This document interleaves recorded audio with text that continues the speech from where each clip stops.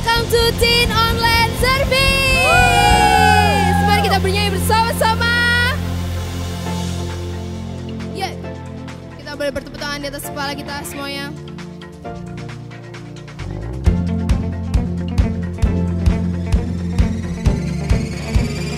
One, two, three, go.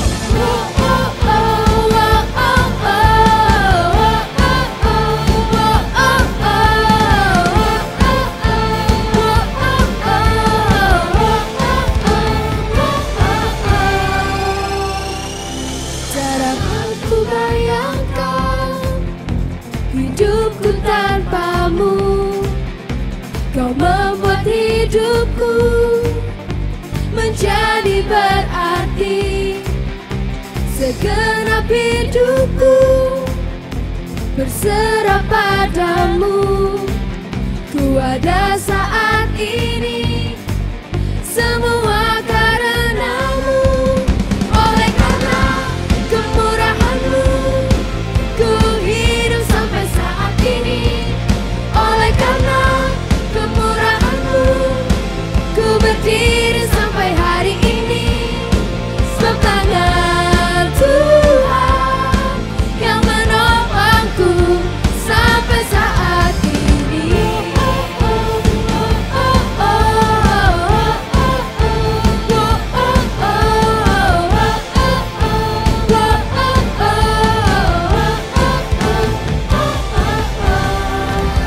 Ku bayangkan hidupku tanpamu, ya Tuhan. Kau membuat hidupku menjadi berarti. Segenap hidupku berserah padamu. Ku ada saat ini, semua karenamu. Oleh karena kemurahanmu, ku hidup sampai saat ini. Oleh karena kemurahanmu, ku berdiri sampai hari ini. Sebab tangan Tuhan yang menopangku sampai saat ini. Semuanya bolehkan teriakan wuhu. Sekali lagi angkat tangan wuhu. Yes. Semua yuk.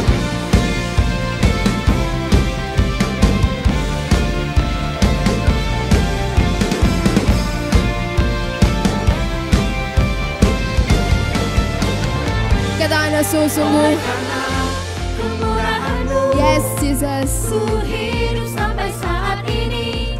Oleh karena kemurahanmu, ku berdiri sampai hari ini. Sebab siapa? Tangan Tuhan. Yes, Jesus. Yang menopangku sampai saat. Oleh karena kemurahanmu, ku hidup sampai saat ini. Oleh karena kemurahanmu, ku berdiri sampai hari ini.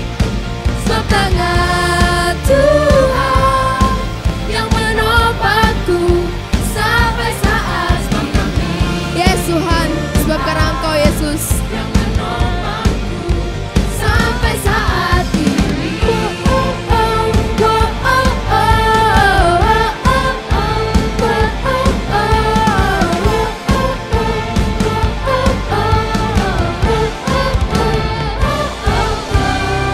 Yes, terima kasih ya Tuhan.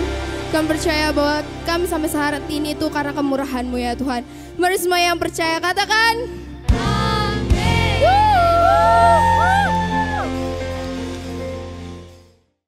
Halo semuanya, welcome to AOC Teen Online Service. Gimana kabarnya kalian semua? Aku harap kalian semua baik-baik saja ya. Welcome buat kalian yang baru pertama kali tuning in di YouTube kita. Jangan canggung ya dengan cara kita bernyanyi, tepuk tangan, lompat-lompat, maupun mendengarkan bahasa yang belum kalian dengar. Karena apa? Itu semua adalah ekspresi cinta kita punya Tuhan yang dahsyat. Nah, ada pengumuman yang perlu aku sampaikan dan kalian perhatikan ya. Yang pertama, Teen Online Service bisa diakses di setiap minggunya di jam 7 pagi di YouTube Alpha Omega Church. Jadi sekali lagi, Teens Online Service bisa diakses di YouTube kita di Alpha Omega Church setiap hari Minggu jam 7 pagi. Jangan lupa untuk subscribe, like, dan komen ya. Dan share ke teman-teman kalian supaya diberkati bersama-sama. Yang selanjutnya buat teman-teman yang rindu buat memberikan persembahan, kalian bisa memberikan persembahan lewat nomor rekening di bawah ini. Yang selanjutnya, Komsel tetap berjalan seperti biasa, sesuai dengan kesepakatan Komsel kalian masing-masing ya, via online maupun offline. Itu aja informasi yang bisa aku sampaikan. Lanjut ke acara berikutnya ya. Stay safe, stay healthy, and God bless you. See you! Halo teman-teman, happy Sunday buat kalian semua. Nah, di bulan Maret ini kita memasuki pembahasan yang baru. Kita akan belajar tentang more gracious. Kenapa kita belajar tentang ini? Karena Tuhan sudah lebih gracious sama kita. Nah, di part yang kali ini, di pembahasan kita yang pertama, kita belajar tentang gracious to enemy. Siapa di sini yang di setiap kita punya musuh? Ya mungkin sebagian dari kalian bilang, oh aku nggak punya musuh kok, aman-aman aja. Tapi pernah nggak sih kita itu nggak suka sama orang atau benci sama orang? Boro-boro kita tuh mau ketemu sama orang itu, lihat mukanya aja udah nggak mau. Nah, secara nggak langsung kan anggapannya kita membuat jarak sama orang itu dan mengadakan permusuhan dengan orang yang kita benci atau yang kita nggak suka sama orang itu. Yes, mungkin kita nggak punya musuh, tapi kita pasti pernah membenci seseorang atau mungkin sekarang kalian lagi membenci sama orang itu. Nah, ada beberapa hal yang membuat kita punya musuh atau benci sama orang. Yang pertama, sikap orang yang nggak sesuai sama kita. Contoh, buat teman-teman yang masih sekolah, waktu kalian di sekolahan, pasti kan ada lah teman yang dia itu nakal, ya kan, yang kadang hidupnya agak kurang-kurang nggak jelas gitu kan, suka buat onar.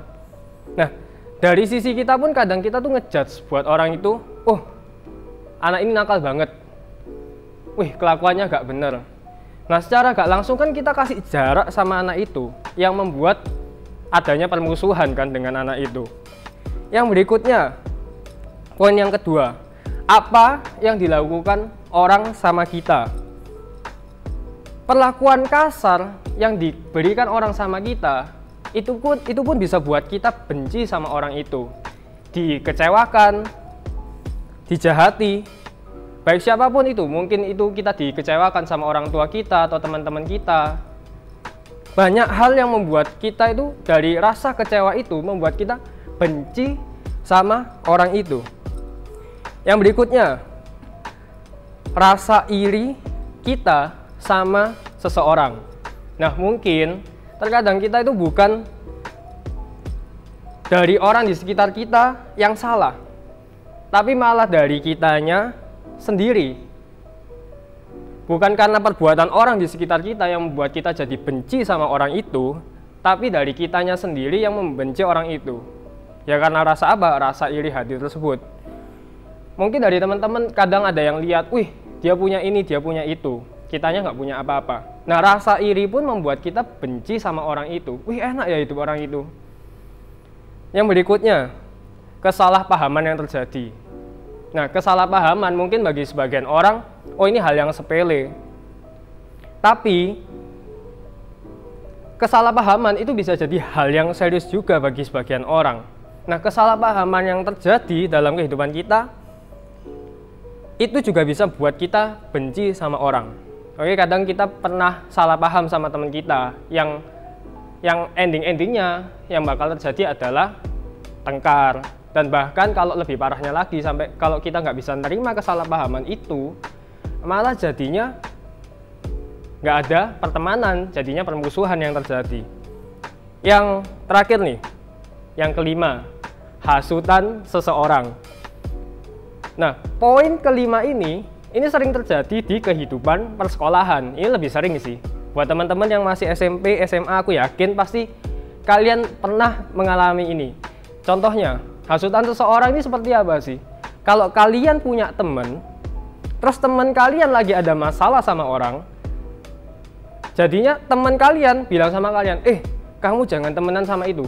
Anggapannya dihasut supaya kita itu nggak temenan sama musuhnya temannya kita, gitu loh. Hasutan seseorang ini yang buat kita bisa ada jarak sama, meskipun kita ini nggak ada salah loh, nggak ada permusuhan juga. Maksudnya harusnya fine-fine aja, tapi karena hasutan seseorang, karena orang bilang, wih anaknya gak baik, bla bla bla bla, itu yang membuat kita jadi benci sama orang itu. Oke, sebenarnya masih banyak poin-poin yang membuat kita itu bisa punya musuh atau kita benci sama orang.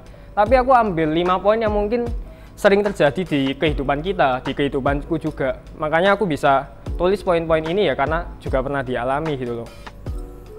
Nah, ketika kita benci sama orang atau punya musuh, aku tahu susah buat kita itu buat memaafkan orang, buat ngampuni orang. Tapi hari ini kita mau belajar untuk ini loh, mengampuni dan memaafkan orang yang kita benci, musuh kita yang kita nggak suka sama orang itu, yang kita lihat orangnya aja udah sinis duluan gitu loh, apalagi ketemu gitu. Nah, hari ini kita bisa belajar dari kisahnya Daud sama Saul. Nah, di Alkitab ketika Daud mulai dikenal sama orang, dia kan dipuji-puji setelah berhasil mengalahkan Goliat. Ini yang membuat Saul jadi sakit hati, iri hati. Wih, Daud ini lebih dipuji-puji daripada si Saul. Ini yang buat Saul akhirnya benci banget sama Daud. Bahkan Saul berusaha untuk membunuh Daud. Dengan berbagai cara apapun itu, Saul berusaha untuk membunuh Daud. Tapi apa yang dilakukan Daud? Daud meskipun, ingat ya, meskipun dia punya kesempatan untuk membunuh si Saul. Daud punya kesempatan, bukan nggak ada kesempatan loh. Daud punya kesempatan untuk membunuh Saul. Teman-teman bisa baca kisah ini di 1 Samuel 18. Daud punya kesempatan buat bunuh Saul, tapi apa yang dilakukan Daud? Daud tidak membunuh Saul. Bahkan ketika Saul pada akhirnya meninggal, Daud ikut berduka atas kematian Saul. Yuk kita baca bersama-sama di 2 Samuel 1 ayatnya yang ke-11 sampai 12. Kita baca bersama-sama ya. 2 Samuel 1 ayatnya yang ke-11 sampai 12. 2, 3. Mendengar itu, Daud menyobek pakaiannya karena sedih, dan semua anak buahnya berbuat demikian juga. Ayat ke-12, mereka meratap dan berkabung serta berpuasa sampai malam untuk Saul dan Yonatan, dan untuk rakyat Israel umat Tuhan, sebab banyak sekali yang telah gugur dalam pertempuran itu. Coba bayangin, dari kisahnya Daud sama Saul, coba bayangin ketika kita berada dalam posisinya Daud. Sulit untuk kita memaafkan si Saul itu. Bayangin tuh. Bahkan kita tuh berusaha untuk, ketika Daud tuh berusaha untuk dibunuh sama si Saul. Coba kita ada di posisinya Daud. Dibunuh, diancam, tapi apa yang dilakukan Daud? Daud memaafkan. Bahkan di saat-saat kematiannya si Saul, akhirnya Saul meninggal, Daud ikut berduka. Sulit untuk kita jadi seperti Daud. Tapi dari Daud pun kita bisa belajar untuk mengasihi dan mengampuni. Nah, pertanyaannya, kenapa kok Daud bisa melakukan itu? Daud melakukan itu, Daud mengampuni Saul, itu karena bentuk ketaatannya sama Tuhan. Daud melihat Saul sebagai orang yang diurapi Tuhan.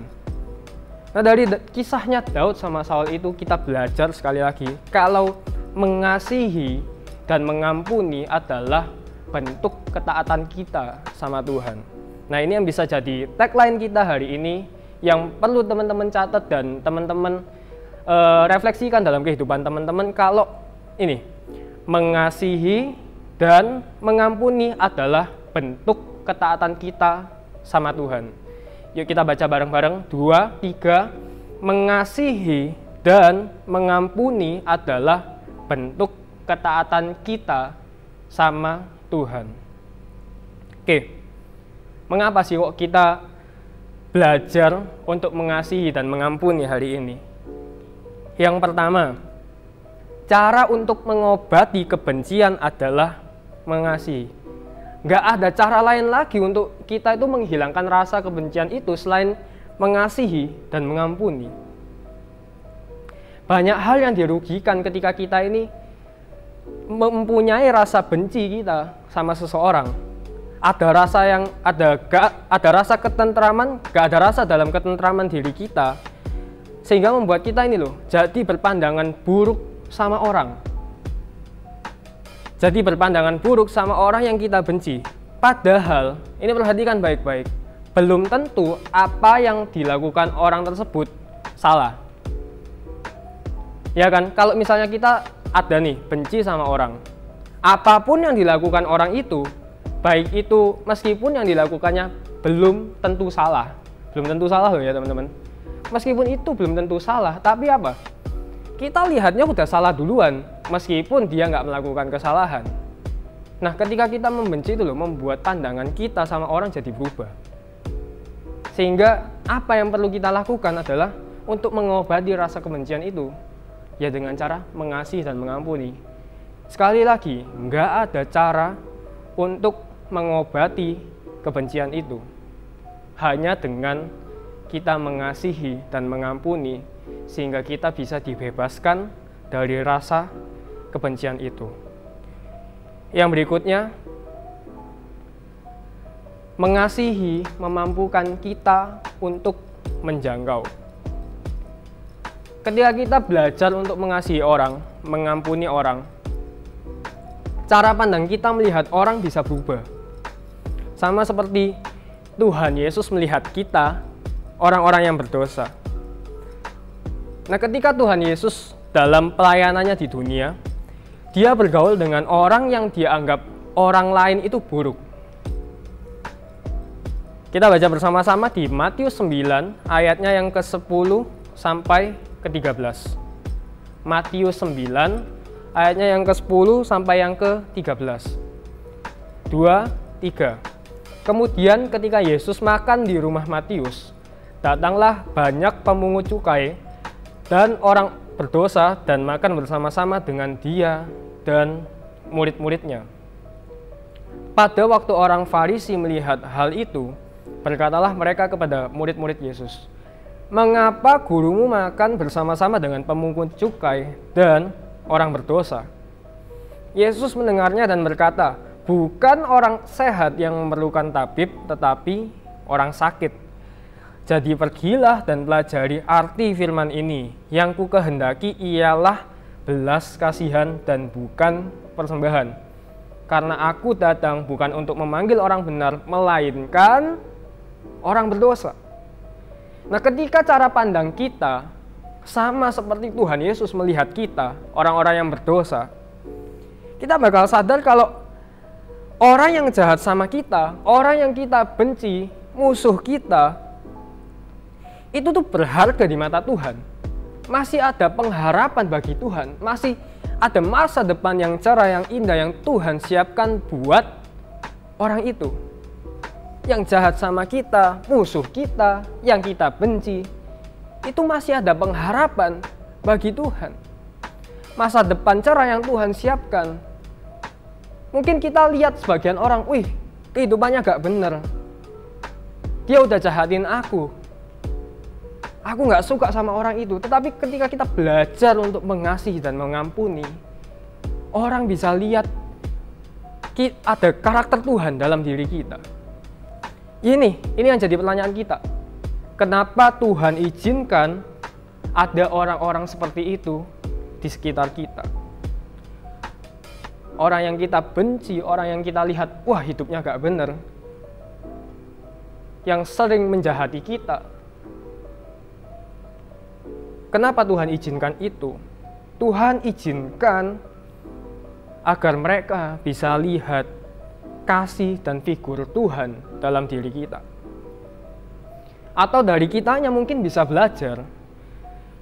Dari kitanya sendiri kita bisa lihat hati Tuhan buat mereka. Kita bisa lihat hati Tuhan buat orang-orang yang kita benci, buat orang-orang yang jahat sama kita, buat musuh kita. Ada hati Tuhan di sana.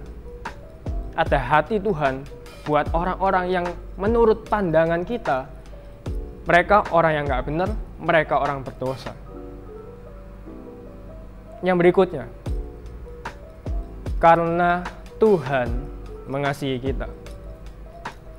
Kita sendiri tahu kalau dulunya pun kita ini orang yang berdosa yang mendapatkan kasih karunia dari Tuhan. Kadang kita pun juga pernah seperti mereka.